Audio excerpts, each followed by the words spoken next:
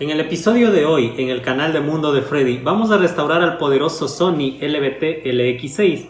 Le hemos dado mucho cariño para que este dispositivo quede como en sus días de gloria. Vamos a revisar algunas reparaciones realizadas, la limpieza de sus partes y las pruebas que garantizan que este dispositivo quedó al 100. ¡Comenzamos!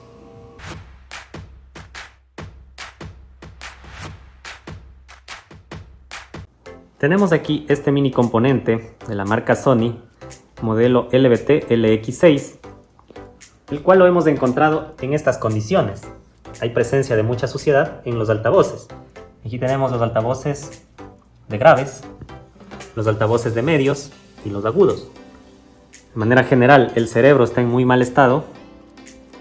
Prácticamente ha pasado arrumado en algún rincón, ha adquirido mucha suciedad. Los botones pues están imprecisos. Hace lo que quiere, observe aquí. Le encendimos y automáticamente apareció el reloj. Entonces, aplastando dos veces, presionando dos veces, el dispositivo se enciende. La charola del CD gira. Veamos por el lado posterior. Tenemos presencia de humedad en la madera, los cables en mal estado. Por aquí observamos que internamente también está sucio.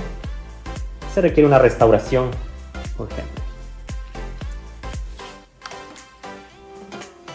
Observamos que se apaga y enciende normalmente. Vamos a escuchar.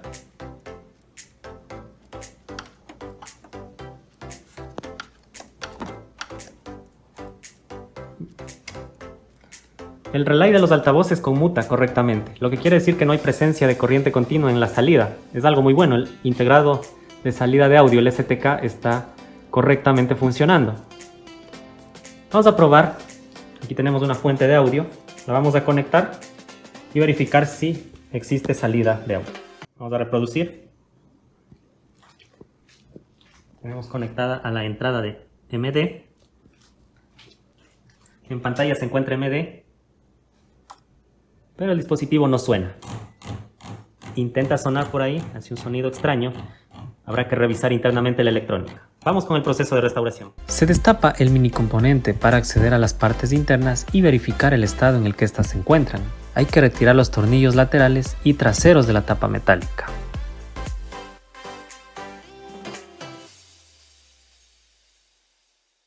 Una vez retirada la tapa, se ve mugre por todo lado. Hay tarjetas más afectadas que otras.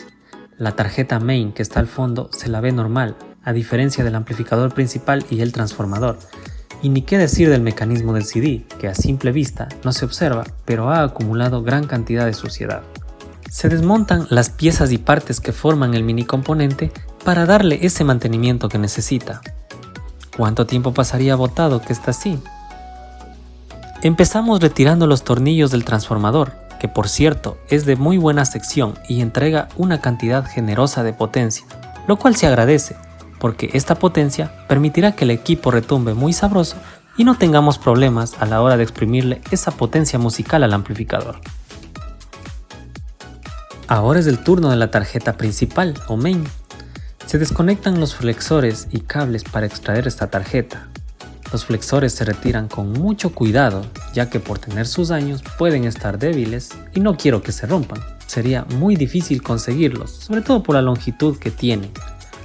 Extraemos la tarjeta del amplificador principal, que por cierto está muy asquerosa, llena de sucio y para rematar sin pasta térmica. Imaginarse lo que puede causar esto si ponemos a funcionar así el mini componente. Recuerden amigos, en estas joyas hay que cuidar esos STK, porque originales ya no se los encuentra en el mercado.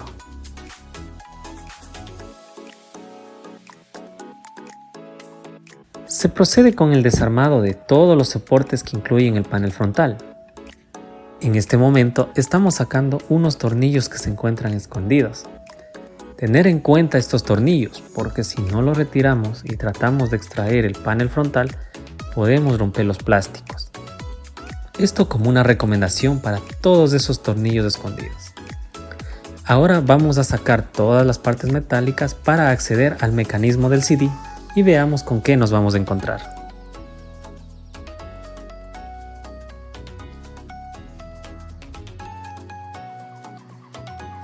Ahora sí, Con el mecanismo de CD visible, observamos suciedad por todo lado. Ya me voy encontrando con el hogar de arañas, bichos, cucarachas, etc. Se desmonta el panel frontal, donde están los pulsadores, el display y demás elementos de control. No miento, hay más de 100 tornillos, ¡qué barbaridad! Tener precaución con los tornillos, ya que son de diferente medida y lo que menos se quiere es romper los plásticos al momento de armar. Esto causaría que no se tenga una buena presión en los pulsadores, lo cual dañaría la originalidad y el funcionamiento del mini componente.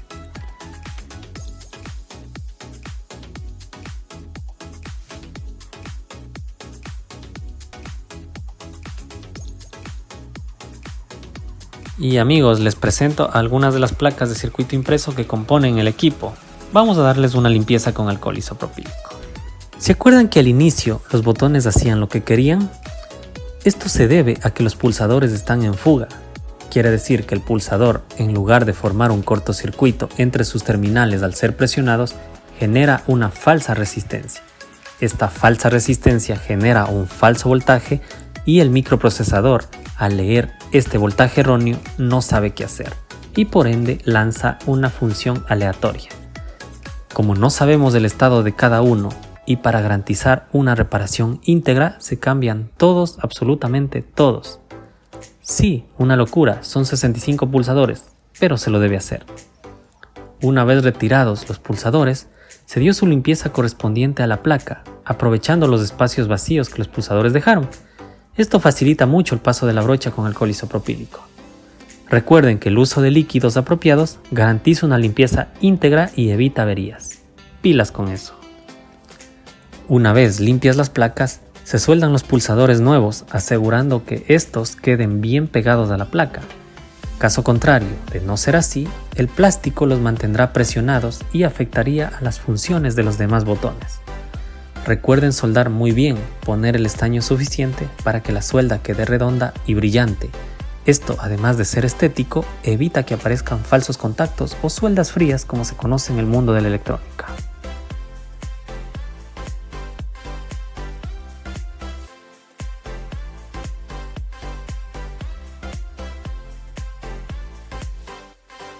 Ahora se da mantenimiento a la charola de los discos compactos y sus mecanismos. Con mucho cuidado se retira el pickup o lector de CD. Tener en cuenta que este sistema de lectura es muy delicado y su lente se debe limpiar con algún hisopo suave. Retiramos todas las placas de circuito impreso de los plásticos y desarmamos el mecanismo. No se olviden cómo estuvo el mecanismo al inicio para que al momento de armar quede igual.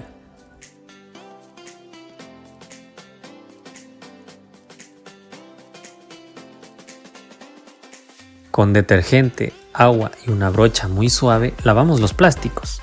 Se debe llegar hasta el último rincón para remover el polvo y la suciedad. Tener en cuenta que antes del armado los plásticos deben estar bien secos.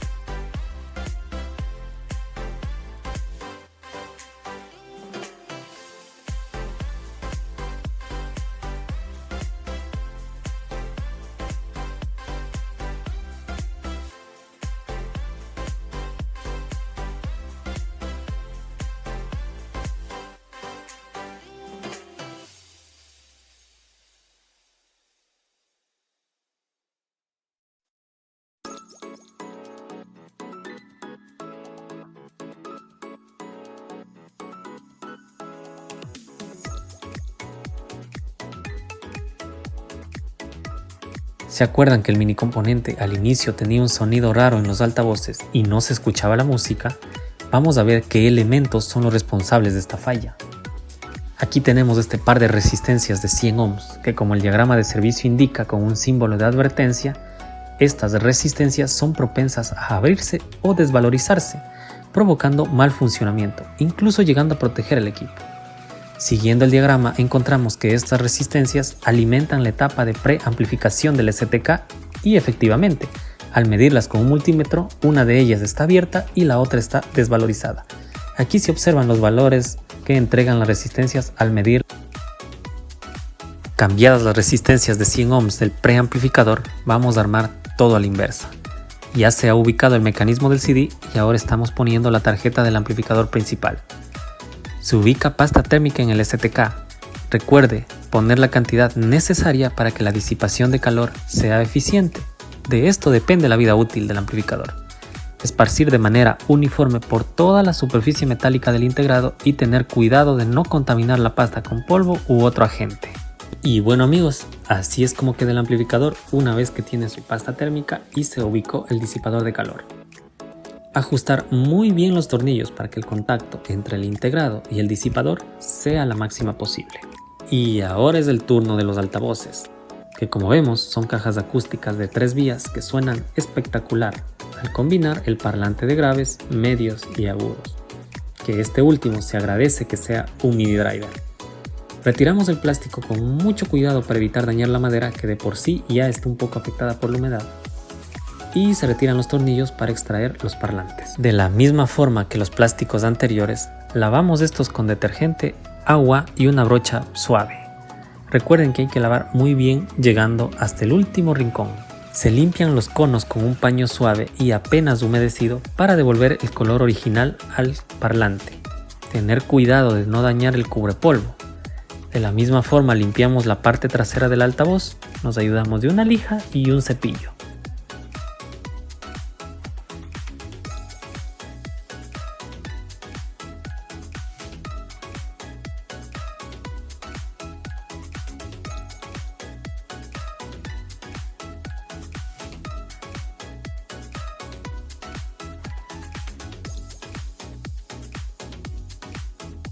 Una vez limpios, armamos a la inversa y cuando esté todo armado, echamos un líquido protector de plásticos similar a los utilizados en los plásticos de los vehículos para protegerlo.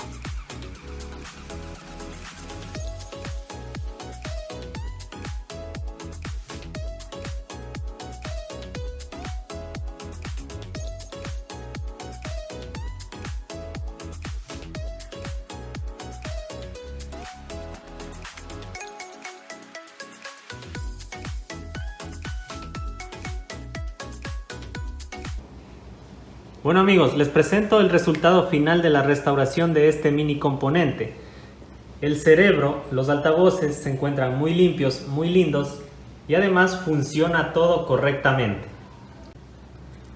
Vamos a revisar cómo quedaron los botones. Funcionan a la primera. Miren, todo responde. Los defectos. Absolutamente todos los botones funcionan correctamente. Vamos en este momento a probar la salida de audio. Ahí tenemos una fuente de música que está conectada a través de la entrada de vídeo 2. Vamos a encender. Seleccionamos la función vídeo 2 y reproducimos.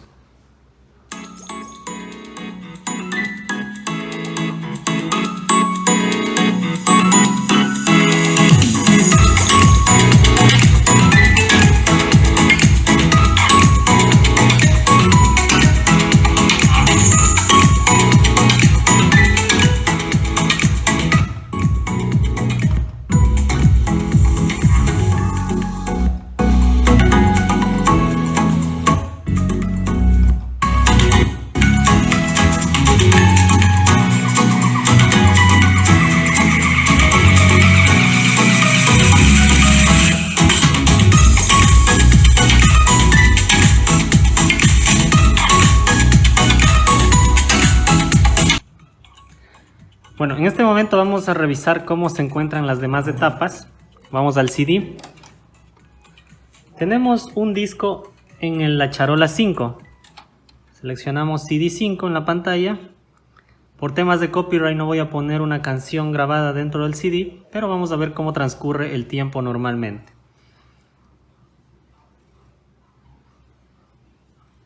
Y ahí tenemos. CD funcionando correctamente. Vamos a probar las caseteras. Bueno, en este momento no dispongo de un cassette, pero voy a simular a través de los sensores que un cassette esté insertado. Damos play. Observamos que funciona correctamente la casetera A. De la misma forma la casetera B. Seleccionamos casetera B. Damos play. funciona todo muy bien. Vamos a la radio.